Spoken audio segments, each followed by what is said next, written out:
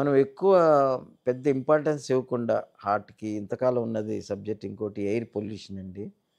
But you see the traffic jams గంటలు గంటలు మీరు అలా ఎక్స్‌పోజ్ అయిపోయి so many gases release from the vehicles air pollution. So, air పొల్యూషన్‌లో ఏమవుతుందంటే మనకి ఒకటి లోపల ఉన్న ఎండోథీలియల్ డిస్‌ఫంక్షన్ ఒస్తది. నెక్స్ట్ ఏంటంటే ఎయిర్ పొల్యూటెంట్స్‌లో nitrous oxide, sulphur dioxide, ozone, మనకి కార్బన్ మోనాక్సైడ్ ఇవన్నీ బ్యాడ్ థింగ్స్. ఇవేం చేస్తుందంటే ఒక సిస్టమిక్ ఇన్‌ఫ్లమేషన్ కాజ్ చేస్తాయి.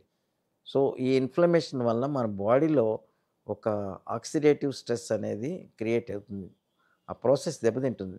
అందుకని బాడీలో డిఫరెంట్ ప్లేసెస్‌లో సెల్స్‌లో ఇన్‌ఫ్లమేషన్ అనేది ఉంటుంది. ప్లస్ ఏంటంటే ఎప్పుడైతే ఇన్‌ఫ్లమేషన్ వచ్చిందో ఎండోథీలియం అంటే హార్ట్ ట్యూబ్‌లో ఉన్న ఇన్నర్ లేయర్ ఎప్పుడైతే డ్యామేజ్ అయిందో మన బాడీలో ఆ బ్లడ్ వెసల్‌లో క్లాటింగ్ పెరుగుతుందన్నమాట. క్లాట్ ఫార్మేషన్ అంటే థ్రాంబస్ అంటాం మా లాంగ్వేజ్‌లో.